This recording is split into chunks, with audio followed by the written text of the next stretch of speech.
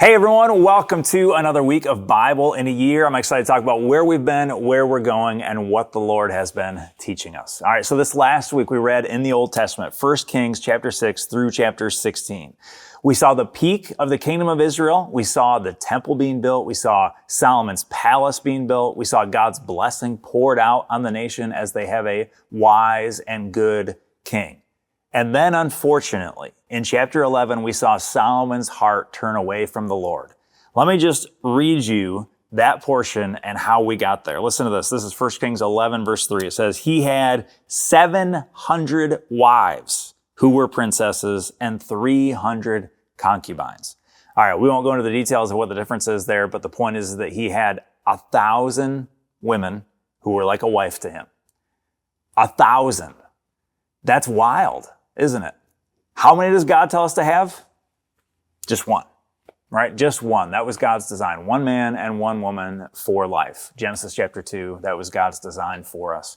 Unfortunately, Solomon doesn't follow that. He goes away, and not only does it lead him into sexual sin, betraying the covenant of marriage, it also leads him into idolatry. And it's interesting how closely paired those are together throughout the Bible. I'll just pick up where I left off there. It says, and his wives turned away his heart. For when Solomon was old, his wives turned away his heart after other gods. And his heart was not wholly true to the Lord his God, as was the heart of David his father. Now, we've already seen that David was an imperfect man, right? He was a sinful, broken man.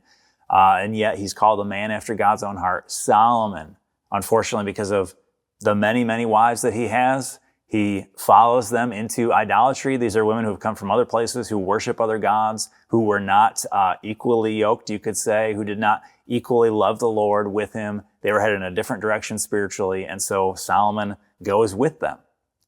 It leads him and it leads the nation into idolatry, worshiping of other gods, and ultimately God brings judgment on Solomon and on the nation as a result of that. So a man named Jeroboam is raised up and is going to take over 10 of the kingdoms, 10 of the tribes of the nation of Israel. And Rehoboam, Solomon's son, is going to be left with only the tribes of Judah and Benjamin in the south. All right, so from here on out in the Bible, we're going to have the northern kingdom of Israel and we're going to have the southern kingdom of Judah. So whereas up to this point, when we say Israel, we mean one united kingdom.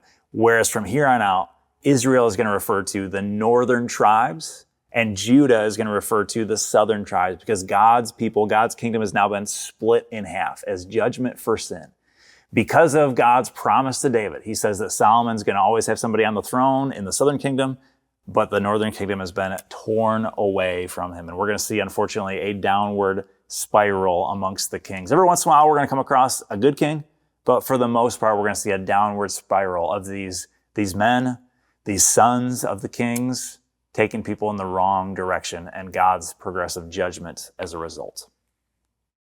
In the New Testament, we read in John chapter 10 through 13, this last week, we heard that Jesus said, I am the good shepherd, another powerful statement of his, and that shepherd imagery. We saw it with David, right? The shepherd boy who becomes a king. And all throughout the Bible, that image of shepherd and sheep, king and his people is all over the place. And Jesus says, I am the good shepherd, the good king. The one and only, totally perfect one who loves his people and leads them in the right direction.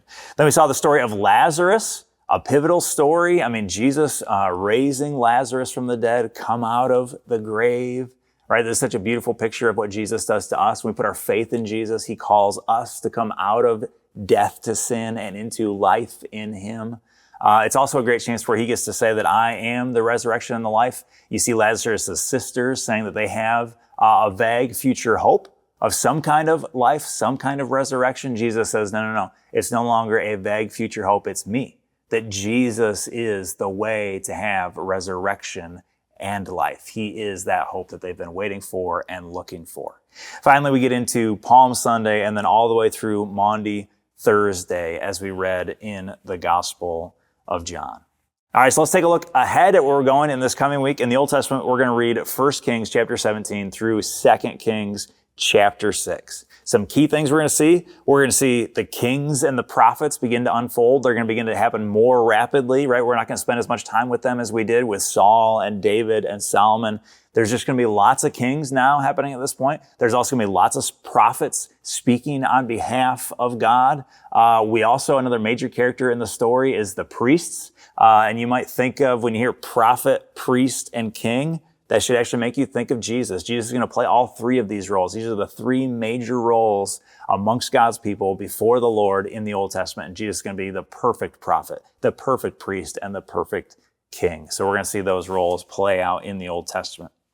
We're going to see the episode of Elijah the prophet, one of the most powerful prophets in the Old Testament. We're going to see him go up against Ahab and Jezebel. Let me just read you a short portion from 1 Kings chapter 18, one of those famous stories in the Bible of Elijah. As you get into that story, it's an amazing story, but I want to just highlight for you one certain part here, because it's one of those potty jokes in the Bible. How often do we get to talk about those? It's one of those ones that I read to my boys because they think it's fun and funny. But Elijah is here calling out the prophets of the false god Baal because they're trying to get Baal, this false god, to rain fire out of the sky. And Elijah says, what's going on? How come your God isn't doing anything like my God is about to?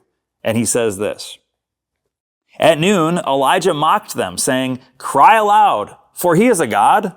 Either he is musing, or he is relieving himself, or he is on a journey, or perhaps he is asleep and must be awakened. More literal translation, Elijah says, what's the matter? Is your God busy? Is he on the toilet? Is he taking a nap? Right? Some funny potty language here in the Bible of Elijah making fun of this false god and his prophets before the Lord of all the universe is going to crush them with fire. All right, great story in the Bible. Then we see after Elijah, his successor, the prophet Elisha. Easy to get those mixed up. Two different people, Elijah and Elisha. Then we're going to read the New Testament, John chapter 14 through 18, which is a portion of teaching and action of Jesus between the Last Supper and his arrest. All right, so this all takes place, keep in mind, on Thursday night of Holy Week, between the Last Supper and between his arrest at the garden. All right, and Jesus is in those passages preparing the disciples for his departure. So before I let you go, I want to take a minute and reflect on what we can learn from this passage. And I want to get very practical, very specific. God's design for you and I, if he calls us to marriage, is to be married to one person, one man or one woman for life. Having 1,000 wives was not a good idea for Solomon. It's not God's design for you and I. And it's amazing how closely tied sexual sin and idolatry is. Adultery and idolatry. Sexual sin and spiritual sin or spiritual adultery are closely linked together all throughout the Bible.